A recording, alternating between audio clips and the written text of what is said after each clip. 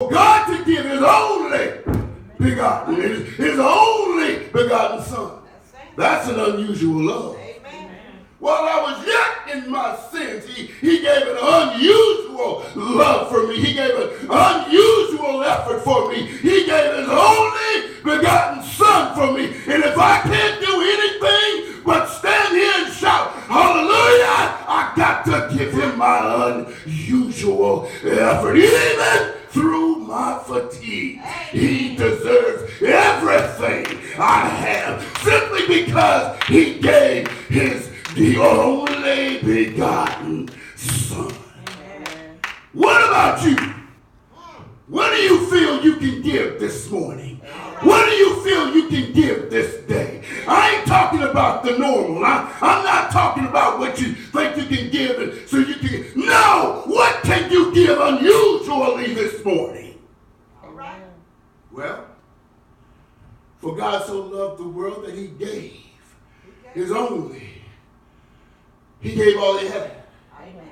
He gave his only. He gave all he had. All he had. Amen. You ain't trying to hold nothing back this morning, are you? Amen. You ain't trying to hold anything back so you can make it through. Are you ready to give your all this morning? Amen. Are you ready to give your all this day? Tomorrow is promised to no man. Are you ready to give your all? Your all. I'm talking about everything you got. Are you ready to give your all? Because he gave his all for us. Amen. See, when you look at Hosea, it's rough to marry a woman, not because you love her, but you married a woman because God told you to. And you know that woman's going to cheat on you. And she does exactly what he knows she's going to do. And then she has these children, and these children sin, and he has to tell them, you've done this and you've done that, and you've done that and you've done this. But then when they sin and they do all this, and she departs from him, God tells him, he tells Hosea, go get her. All right, go get her. Hey. That's unusual. All right. When she leaves him and the children and he's there by himself and she continues to do what a harlot does. She does what a promiscuous woman does. She leaves it. Right. Just like God's people left him. All right, tell him. That's good. Just like we did today. We left him. He tells Hosea, go get her. Not just go get her, now you got to pay for her. Oh, Lord Jesus. Well, are you ready to give that unusual love, that unusual sacrifice, that unusual effort, that unusual? Yeah. Not just to go get her. I wish y'all could see some of these faces. All right. Not just to go get her, but to pay for her. You married her once and she left you. Second time, you got to go get her and pay for her. Isn't that what Jesus did for us? Amen. And what was the price? Wasn't it everything? He didn't send an angel. See, he got plenty of those. He didn't send all the creatures he could have created. He sent his only. So he sent his all. He sent his only. So he sent his best. He sent his only. So he tells Hosea, not just go get her, pay for her. Just like he did for you and I. While we were yet in our sins, God sent his only begotten to die on a cross for you and I. To hang on a cross for you and I. His blood shedded for you and I. To hang there from the 6th to the 9th hour. What a price! What a price for you and I. Simply because he loved us. Simply because he loved us. unusually. Now, people talk about love. People will even tell you they love you. But I've discovered in people's love, there are some, how do you say, you get to a certain limit, then they cut you off.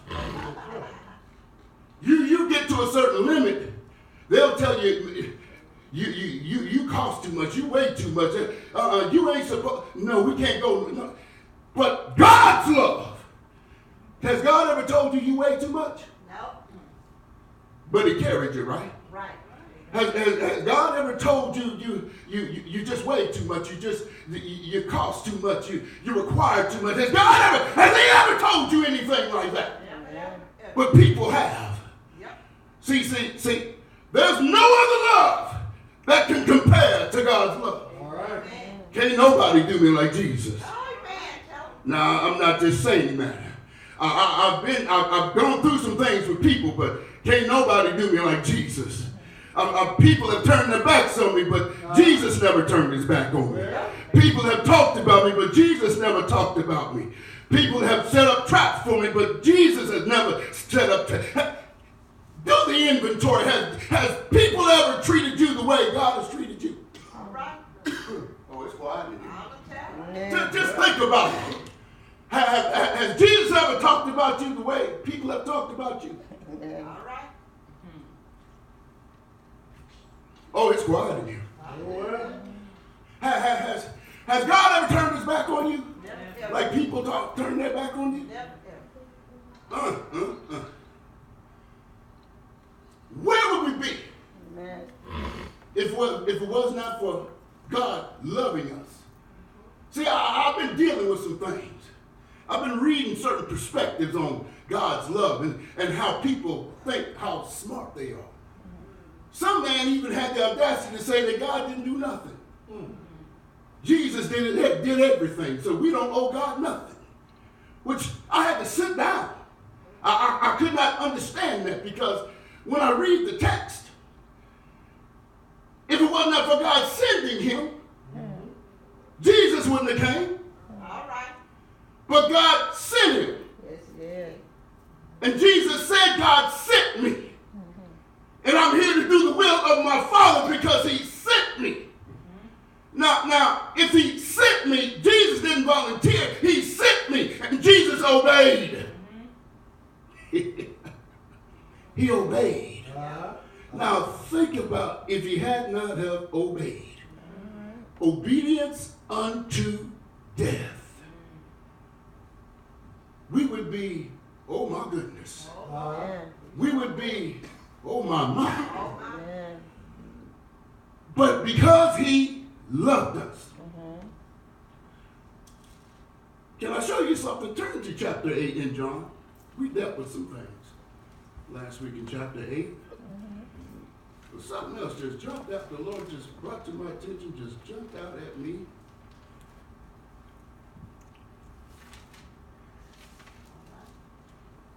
Let's start at verse 33.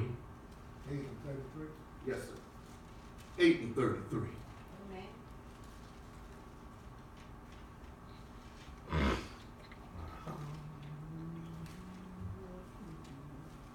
Verse 33 reads. Well, let me kind of. We're still dealing with Jesus speaking with the children of Abraham, right? And how the children of Abraham are declaring that Abraham is their father. Yeah. But now the topic is we have never been in bondage, so why would we need to be free? Matter of fact, let's take this up a few verses so we can get it all. I'll just start at verse 28. Then said Jesus unto them, when ye have lifted up the Son of Man, then shall ye know that I am he, and that I do nothing of myself, but as my Father hath taught me, I speak these things. And he that hath sent me is with me. The Father hath not left me alone, for I do always the things that please him. All right. And he spake these words, many believed on him. Then said Jesus to those Jews which believed on him, If ye continue in my word, then are ye my disciples indeed. And ye shall know the truth, and the truth shall make you free. Here we go. They answered him, we be Abraham's seed, and were never in bondage to any man. How sayest thou, ye shall be made free? Jesus answered them, verily, verily, I say unto you, whosoever committeth sin is the servant of sin, and the servant abideth not in the house forever, but the Son abideth forever.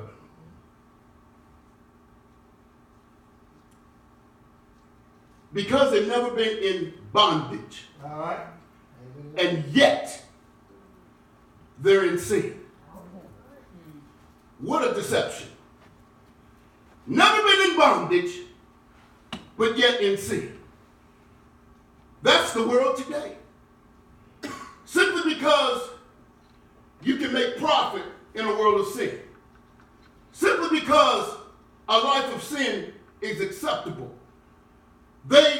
People today believe that's freedom. They believe that they're not in bondage. Sin has become acceptable. Sin has become the thing.